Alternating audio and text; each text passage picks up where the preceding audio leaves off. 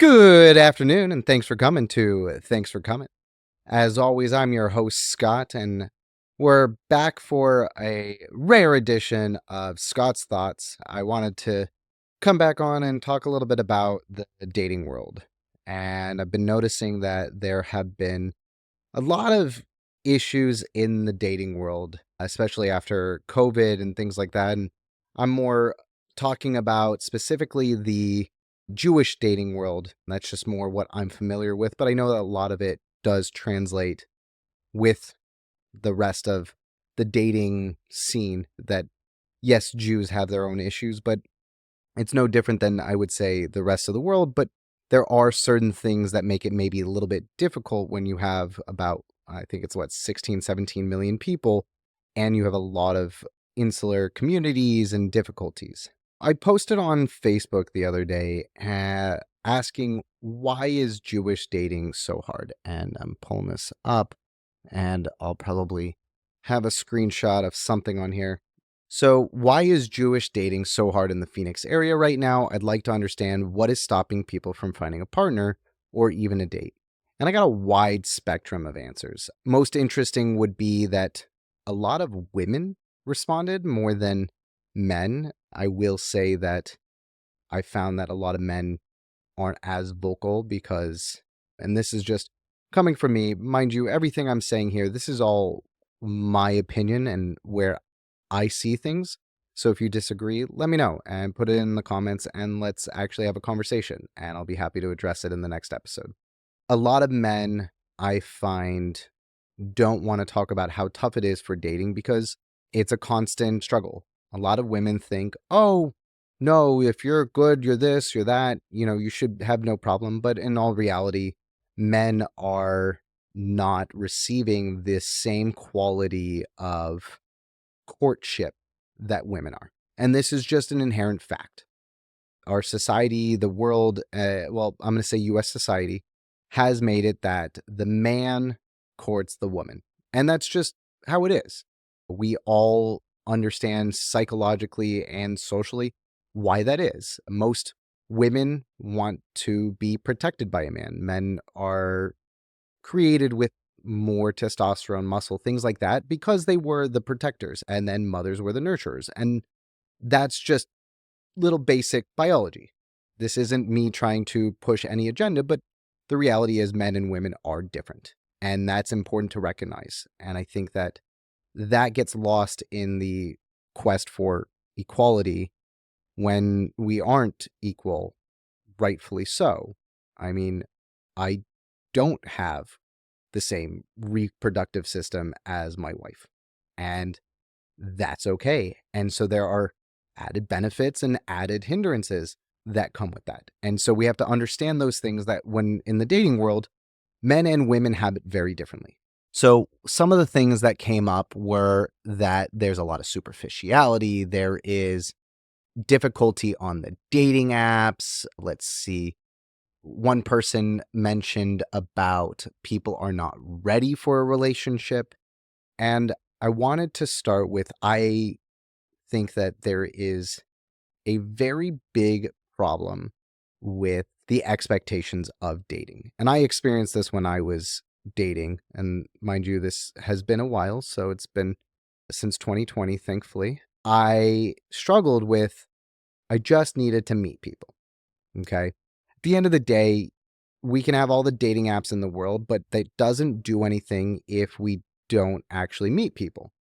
I think one of the hardest parts is people get like women get a million matches. I get it. But then are you meeting up with these people?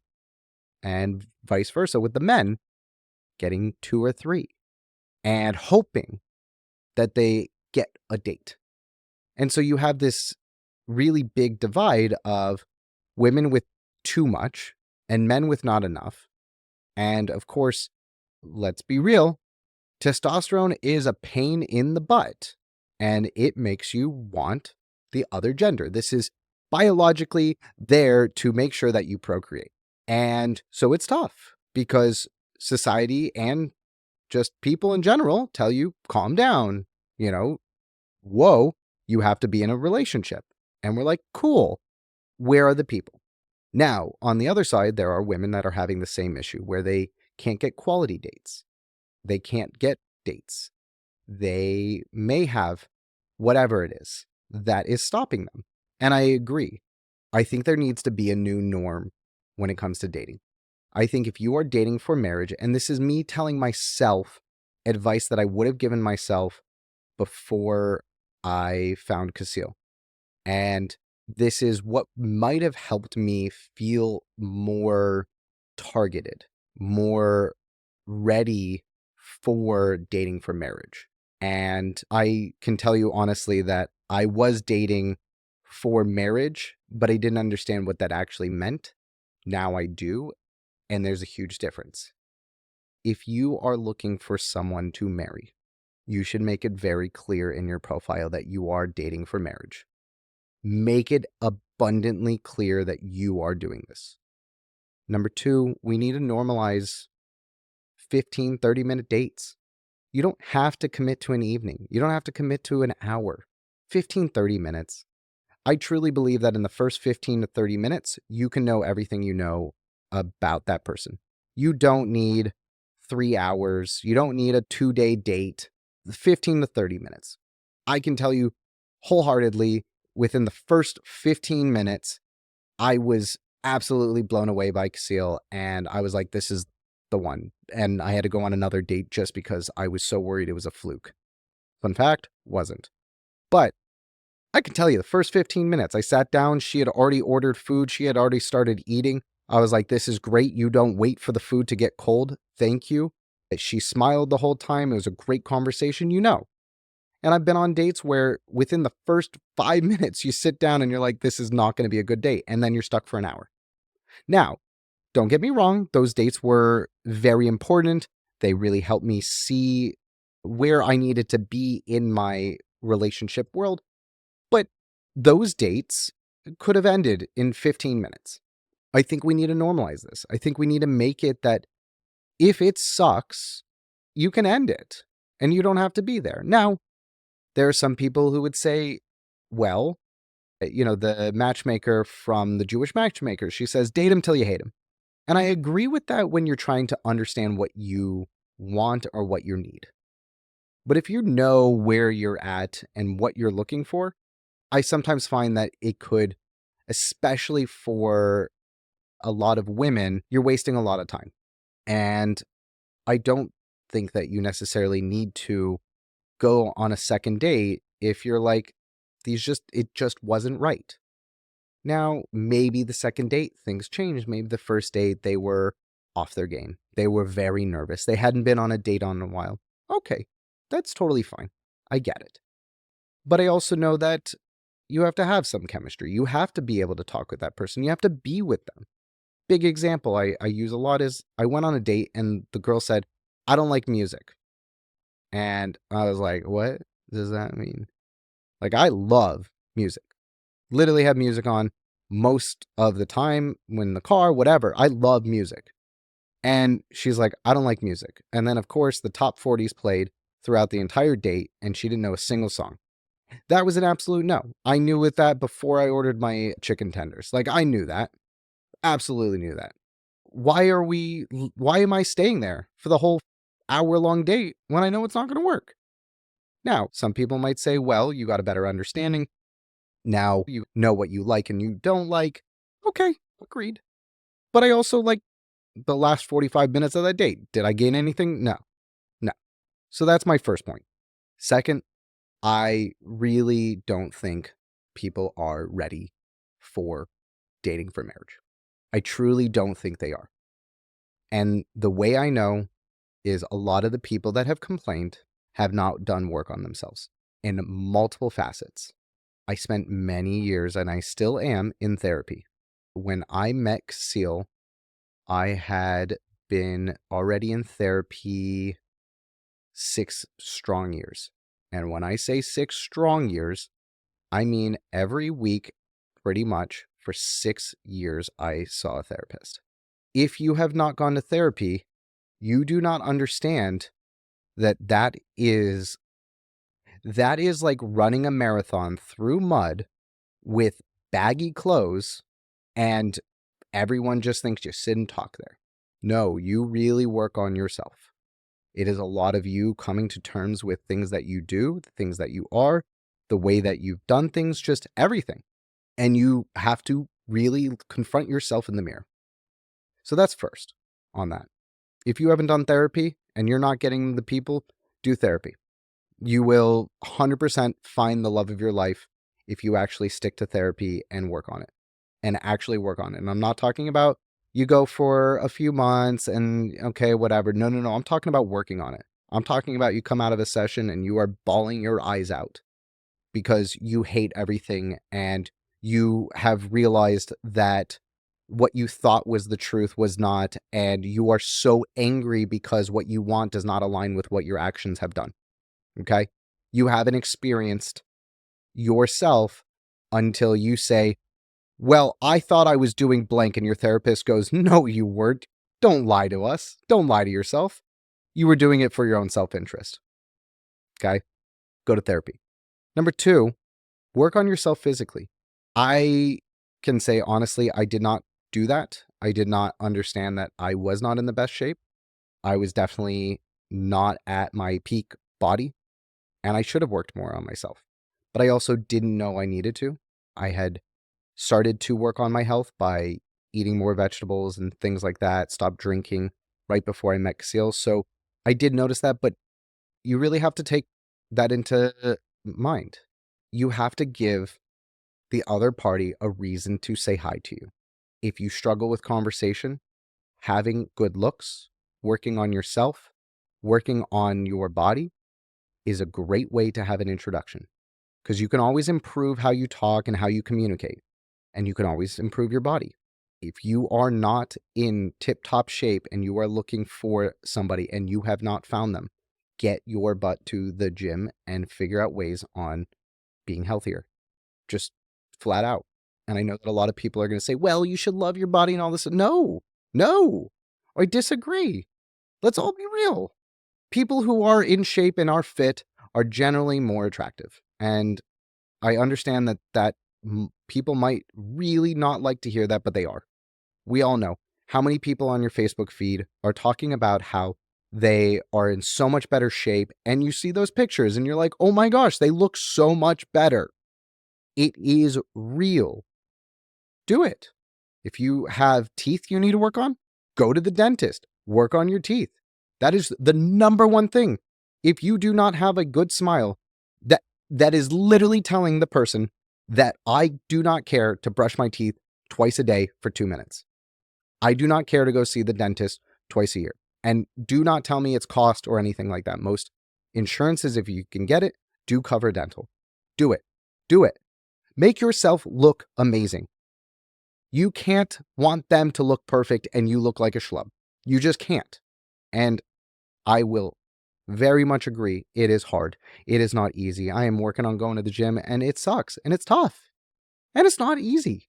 But if you want to get married, why are you telling me you're going to put in a third of the work and hope that you get somebody?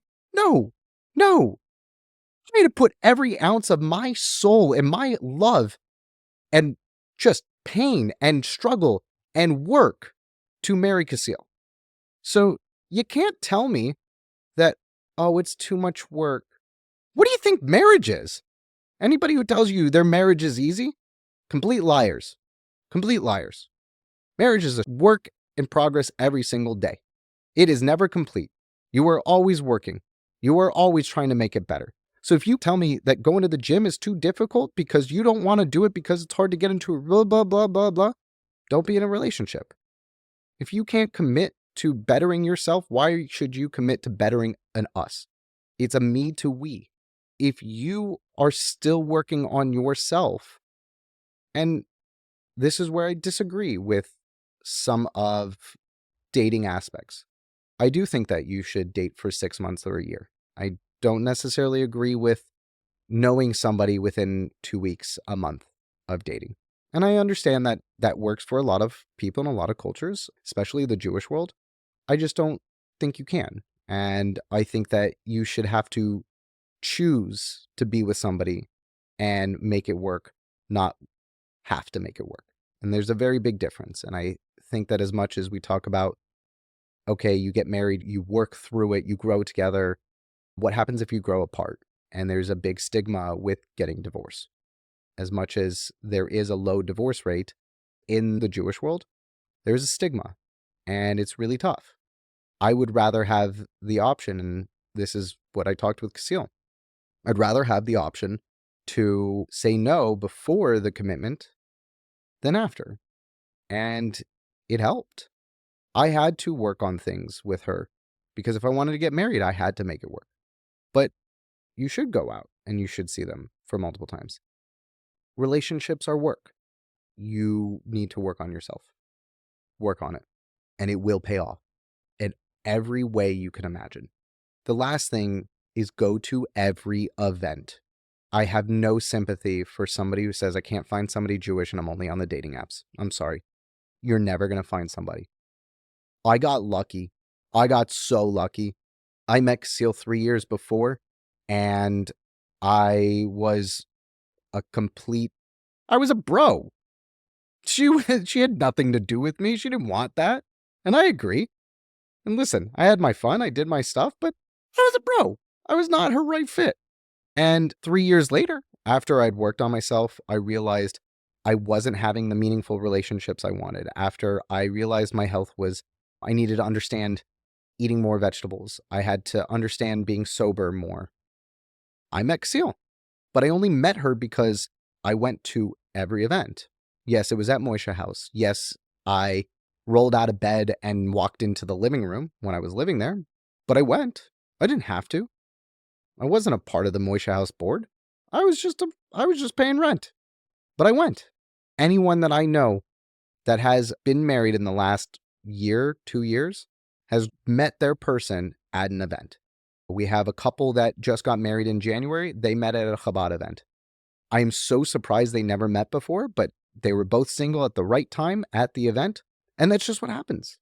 Most people that have serious long-term lasting relationships, I've found they met at events. Now, there's nothing wrong with meeting on a dating app and then seeing each other at an event.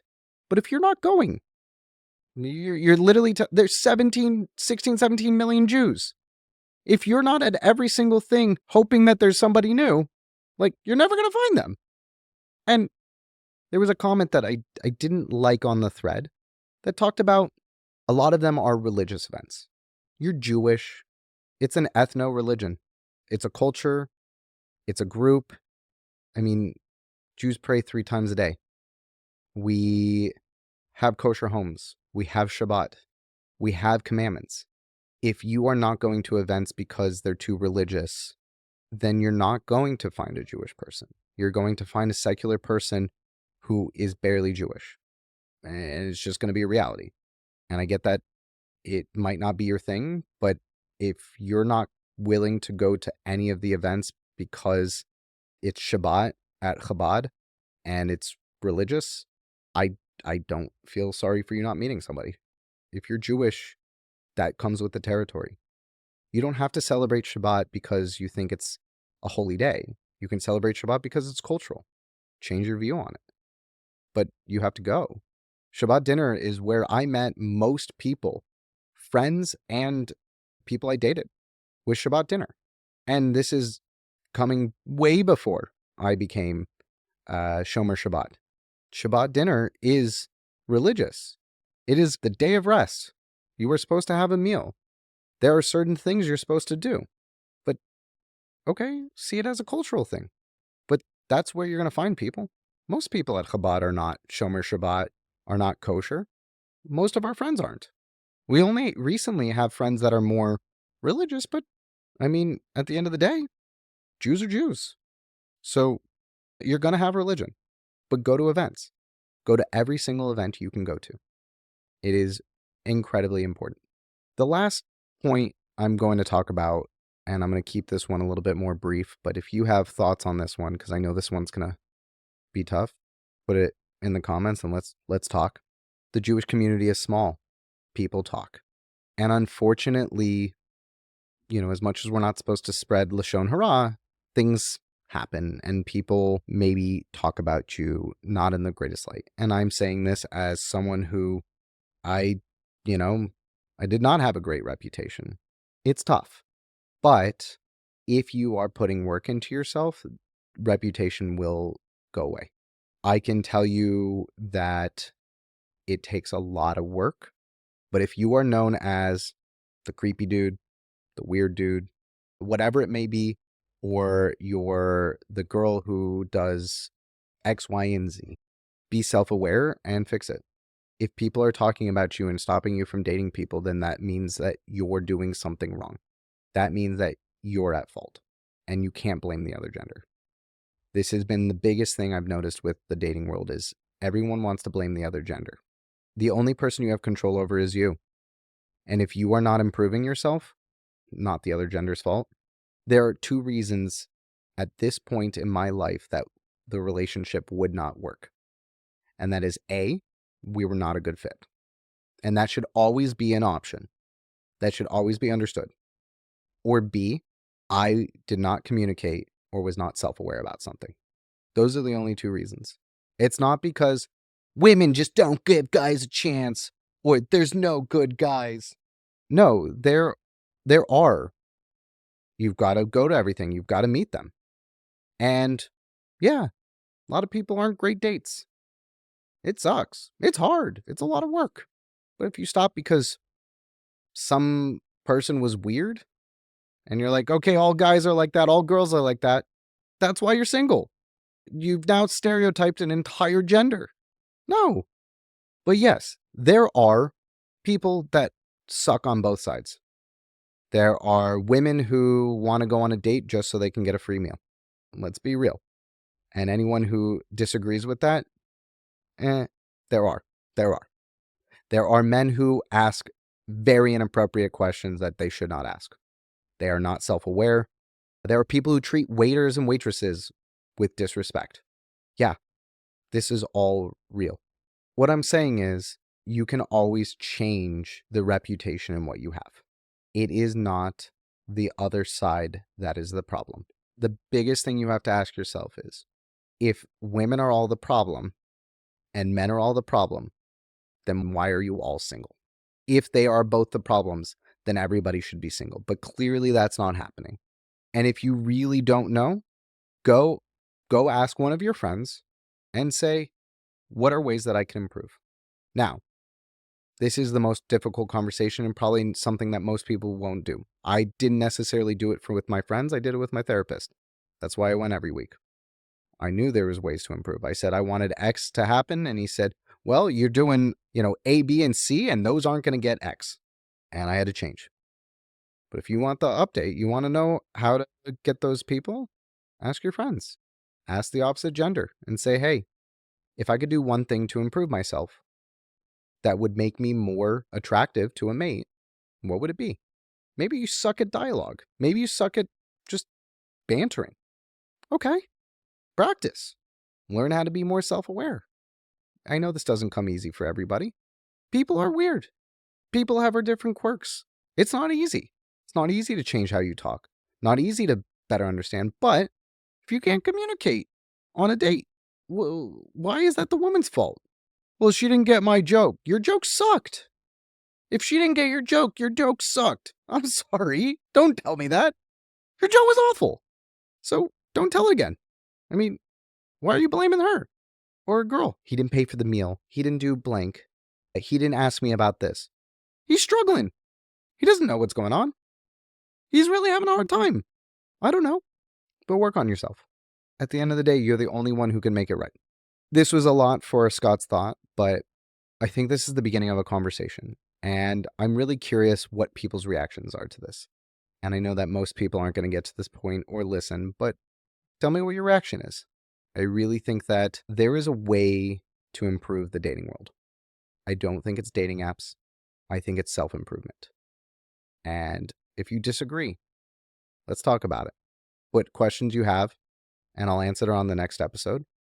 And as always, it's been a pleasure. Thanks for coming.